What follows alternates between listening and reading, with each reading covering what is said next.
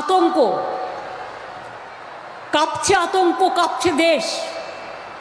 তবে কি মানুষ দেখবে ধ্বংসাবশেষ? আর কত প্রাণ, আর কত জীবন চলে যাবে অকালে? কে দায়ী? কিসের পাপাচার, কিসের দুরাচার? অশুভ অশনি শক্তি ফেলছে দীর্ঘশ্বাস। তবে কি কলির কলুষিত অসুরের বিষাক্ত নিঃশ্বাস হৃদয় কাটছে, অধিকার কাটছে? আর কত চাই? কোথায় বিচার, মানবিকতা? তুমি কাঁদো কাঁদো কাঁদো, আর এদের জন্য থাকলো আমার ধিক্কার ধিক্কার ধিক্কার।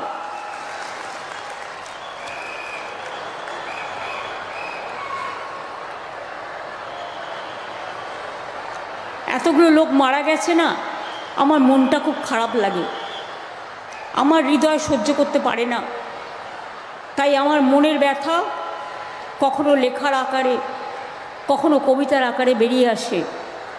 এবারেও বইমেলায় 9টা বই নিয়ে আমার 162টা বই এখনো পর্যন্ত প্রিন্ট হয়েছে।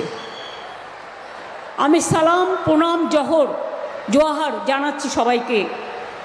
আজকে আমি খুশি যে আপনাদের এখানে সমস্ত জেলা মিলিয়ে বাঁকুড়া, বর্ধমান, পুরুলিয়া, বীরভূম, মিদনাপুর পূর্ব, মিদনাপুর পশ্চিম, হাওড়া, হুগলি, দক্ষিণ 24 পরগনা, উত্তর 24 পরগনা, বীরভূম, নদিয়া, মুর্শিদাবাদ, মালদা, উত্তর দিনাজপুর, দক্ষিণ দিনাজপুর, কুচবিহার, আলিপুরদুয়ার, জলপাইগুড়ি, দার্জিলিং, ঝাড়গ্রাম, হাওড়া, হুগলি সব নিয়ে আজকে মোট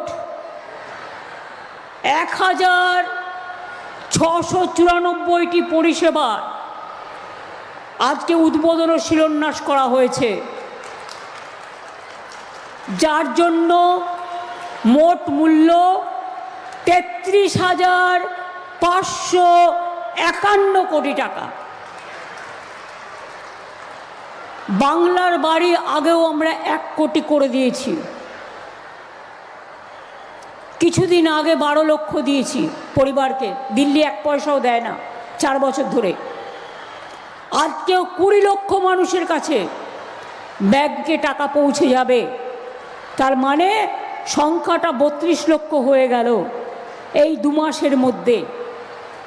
যারা বাড়ির টাকা ব্যাংকে পেয়ে যাবেন ব্যাংকের থ্রুতে, সঙ্গে সঙ্গে বাড়িতে ইট পুঁততে শুরু করবেন। 32 লক্ষ করে দিলাম আরও এবছরে, বাদ বাকি যেটুকু বাকি থাকবে আগামী দিন ফেস ওয়াইজে সেটুকুও করে দেব।